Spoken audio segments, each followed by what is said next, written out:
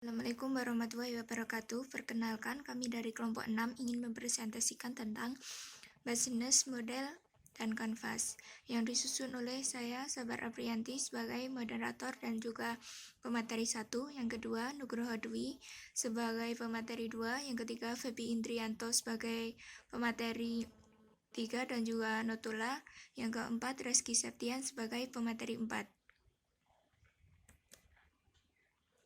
Baik, saya akan menjelaskan tentang pengertian business model canvas. Business model canvas adalah suatu alat ukur untuk membantu kita melihat lebih akurat di mana usaha yang sedang kita atau akan kita jalani. Menurut Alexander Osterwalder dan Yves Spiegner dalam bukunya Business Model Generation menciptakan sebuah kerangka yang sederhana dan mudah dimengerti untuk menggambarkan sebuah usaha, yaitu business model canvas, dan terdapat 9 kontak yang mempresentasikan elemen-elemen kunci yang secara umum akan ada pada semua modal bisnis. Yang pertama, customer segment adalah pembangunan segmen pelanggan, menggambarkan sekelompok orang atau organisasi berbeda yang ingin dijangkau atau dilayani oleh perusahaan. Yang kedua, value proposition adalah alasan yang membuat pelanggan beralih dari satu perusahaan ke perusahaan lainnya. Proposisi nilai dapat memecahkan masalah atau memuaskan kebutuhan pelanggan. Setiap proposisi berisi gabungan produk atau jasa tertentu yang melayani suatu segmen pelanggan spesifik. Selanjutnya, presentasi akan dilanjutkan oleh Nugroho Dwi.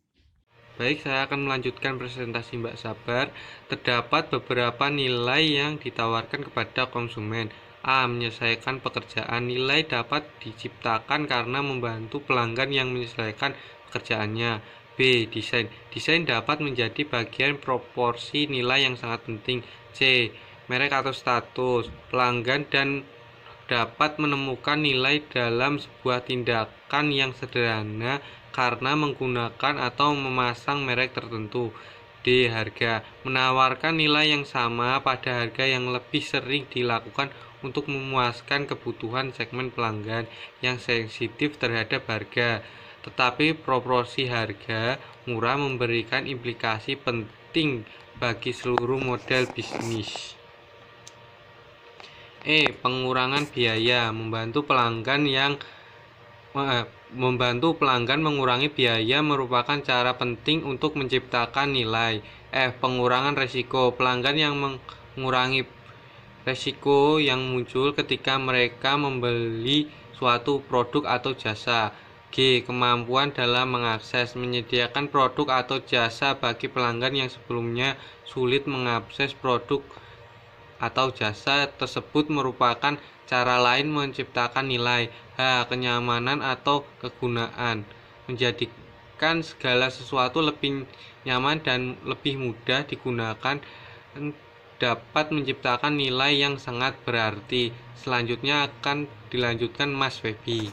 Saya akan melanjutkan pembahasan dari Mas Dwi, yaitu nomor 3 ada channel.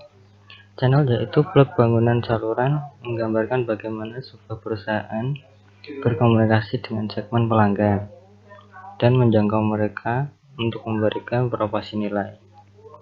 Sistem komunikasi, distribusi, dan penjualan merupakan penghubung antara perusahaan dan pelanggan. Nomor 4 ada customer relationship.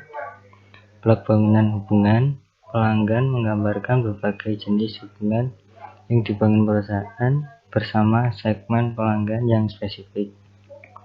Sebuah perusahaan harus menjelaskan hubungan yang ingin dibangun bersama segmen pelanggan.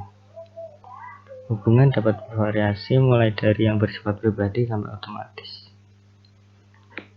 Nomor 5 ada revenue stream.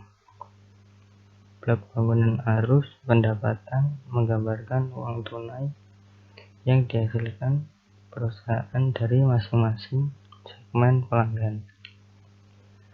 Biaya harus mengurangi pendapatan untuk menghasilkan pemasukan. Nomor 6 ada key result.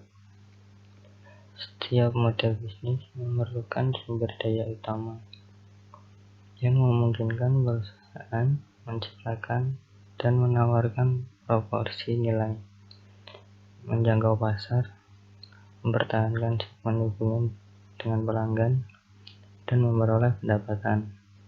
Kebutuhan sumber daya utama berbeda-beda sesuai jenis model bisnis. Sumber daya utama dapat dikategorikan sebagai berikut. A. Ada fisik, seperti fasilitas pabrik, bangunan, kendaraan, mesin, sistem titik penjualan, dan jaringan distribusi. B. Ada intelektual, sumber daya intelektual seperti merek, pengetahuan yang dilindungi, paten dan hak cipta, serta kemitraan. C. Ada manusia, setiap perusahaan memerlukan sumber daya manusia.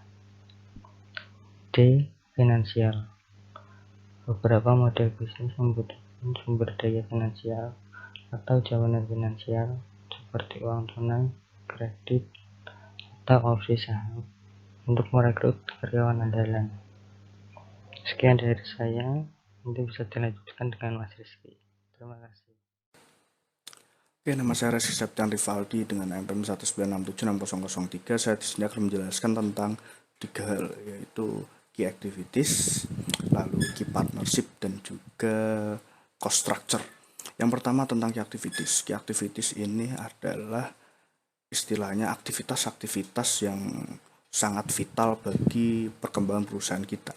Dengan namanya sendiri, yaitu key activities atau aktivitas-aktivitas kunci dalam perusahaan kita. Jadi artinya adalah setiap model bisnis membutuhkan sejumlah aktivitas kunci, yaitu tindakan-tindakan terpenting yang harus diambil perusahaan agar dapat beroperasi dengan sukses. Seperti halnya sumber daya utama, aktivitas-aktivitas kunci juga diperlukan untuk menciptakan dan memberikan proporsi nilai, menjangkau pasar, mempertahankan hubungan pelanggan, dan memperoleh pendapatan. Ya, seperti yang saya jelaskan tadi, ini adalah tentang aktivitas-aktivitas di mana aktivitas tersebut sangat vital bagi perusahaan kita. Aktivitas-aktivitas itu adalah yang pertama produksi.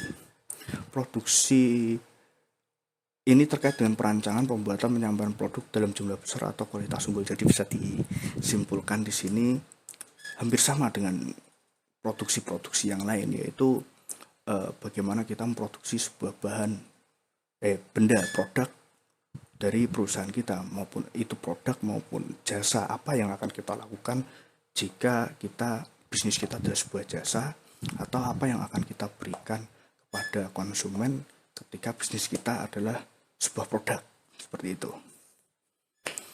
Lalu yang kedua, pemecahan masalah. Pemecahan masalah di sini artinya adalah memecahkan masalah yang ada yang diterima dari konsumen. Katakanlah mereka tidak suka dengan produk yang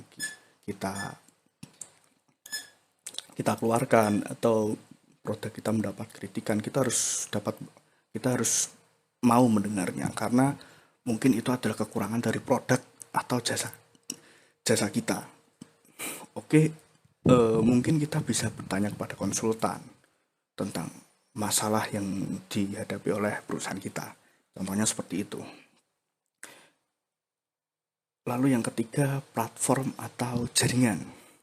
Di sini aktivitas utama pada organisasi bisnis yang berbasis platform dan jaringan adalah perancangan, pembangunan, dan perkembangan hardware software, termasuk jaringan internet dan website. Mungkin di sini yang dimaksud adalah jaringan di dalam perusahaan dan juga jaringan kepada pelanggan.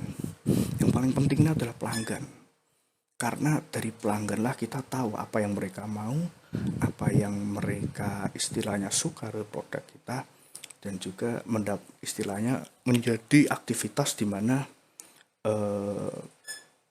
apa sih yang menjadi masalah dan juga baiknya dari produk yang kita keluarkan, seperti itu.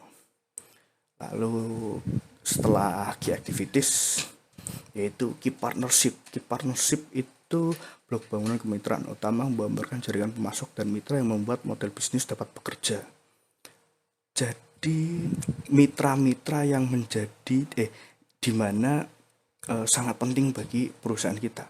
Contohnya satu, yaitu penyedia bahan mentah. Penyedia bahan mentah untuk produk yang akan kita buat. Jadi kita harus selalu menjaga istilahnya hubungan dengan mereka, menjaga hubungan baik dengan mereka agar mereka juga memberikan yang terbaik untuk kita. Lalu yang satu lagi adalah seperti yang tadi saya bilang, yaitu konsultan. Konsultan bisa kita manfaatkan dengan bertanya tentang masalah apa yang didera oleh istilahnya perusahaan kita. Apa sih masalah ini tuh jalan keluarnya apa? Karena begitu. Lalu contoh satu lagi adalah keamanan software pada perusahaan, keamanan data-data perusahaan. Kita dapat seperti istilahnya menyewa orang untuk menjadi teknisi keamanan untuk perusahaan kita, atau menyewa orang, lebih tepatnya itu menggunakan jasa dari perusahaan lain, maksudnya seperti itu. Atau kita juga dapat meng-hire teknisi untuk menjaga data-data perusahaan kita, katakanlah seperti itu. Next, tentang cost structure. Oke, tunggu sebentar.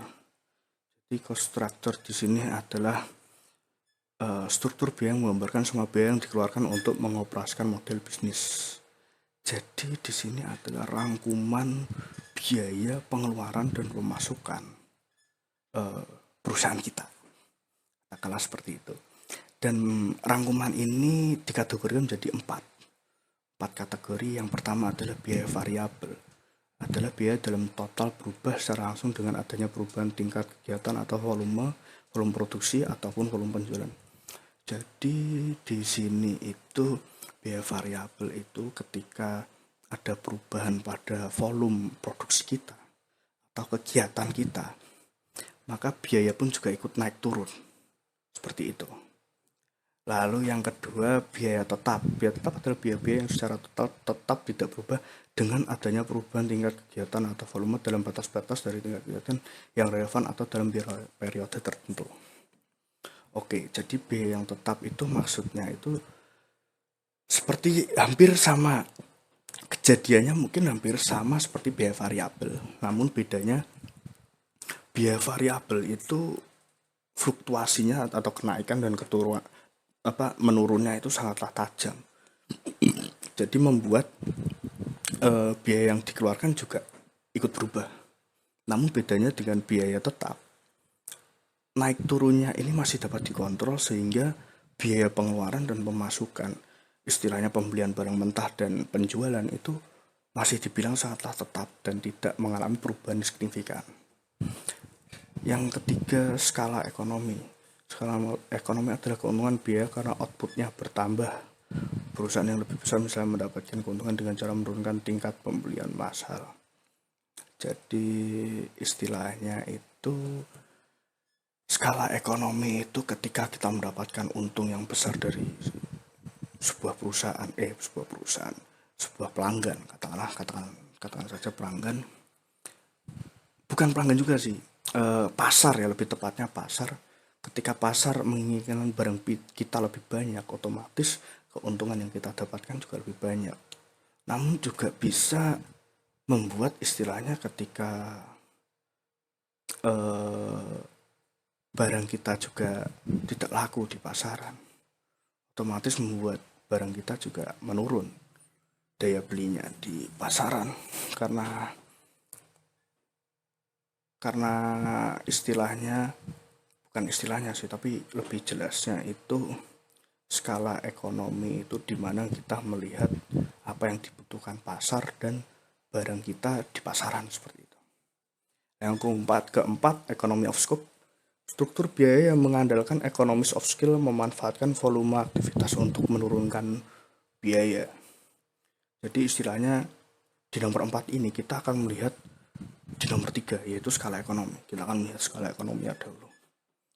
Apakah setelah kita melihat kita dapat melihat dari skala ekonomi, apakah volume aktivitas dapat ditingkatkan?